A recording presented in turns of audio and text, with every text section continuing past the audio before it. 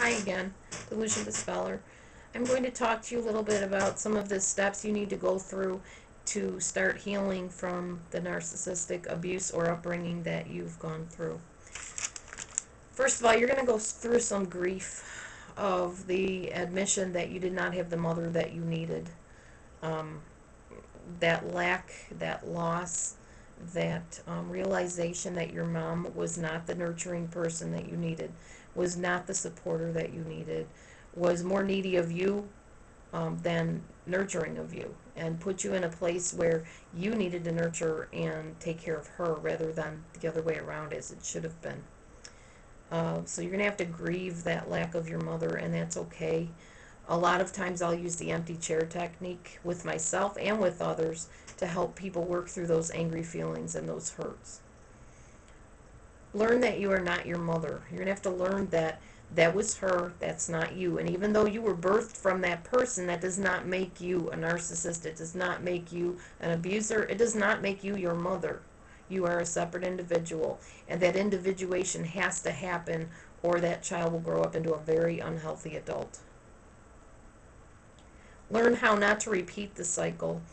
That's where healthy self-care comes in. That's where the book, The Language of Letting Go, comes in. I'm still working through that book myself. I still have issues I'm working through myself with the help of my pastor, with the help of my church, with the help of that book, and of course, first and foremost, the Word of God, the Bible. That's my way of getting through and past that cycle so I can break it once and for all.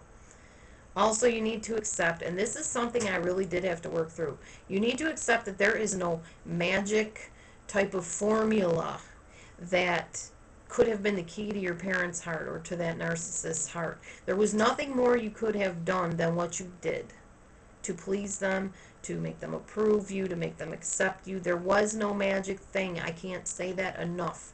I remember many relationships where I was very manipulative because I thought that there was some magical thing I could do to make that person come back to me or make them care about me. If I was crying out on the porch, then that boyfriend would run to see what was wrong with me. And I was really shocked when that magic never happened, when they didn't come to see how I was. There are times I've imagined people coming up and hugging me and just really imagining it to the point where I could see it like a visualization, and it would not happen, and I'd be crushed again and again and again. I can't tell you enough.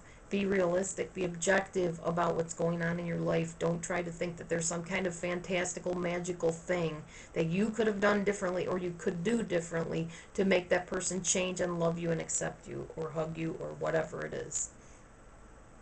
You need to accept that your mom or the narcissist was very, very mentally ill. It is an illness.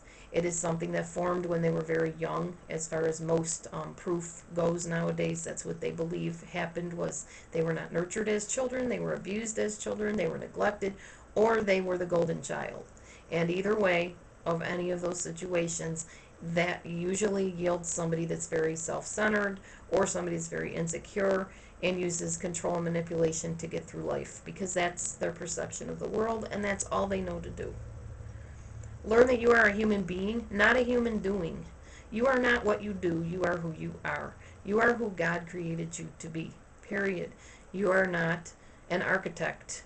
You are not a dentist. I mean, you may be in vocation, but that's not all of who you are. Who you are is a person with feelings, with attitudes, with opinions, with beauty, with creativity. You have a purpose and a plan on this earth, and even though it might not feel like it right now, there really is a reason why you're here, and it's a really good reason. And there's a lot of people you can help with your story and how you've overcome it, but first you need to overcome. Now on my next video, I'm going to be talking a little bit more about some of these steps you need to take to recover. Stay tuned for my next video. Thank you from DelusionDispeller. Have a great day. God bless you. Bye.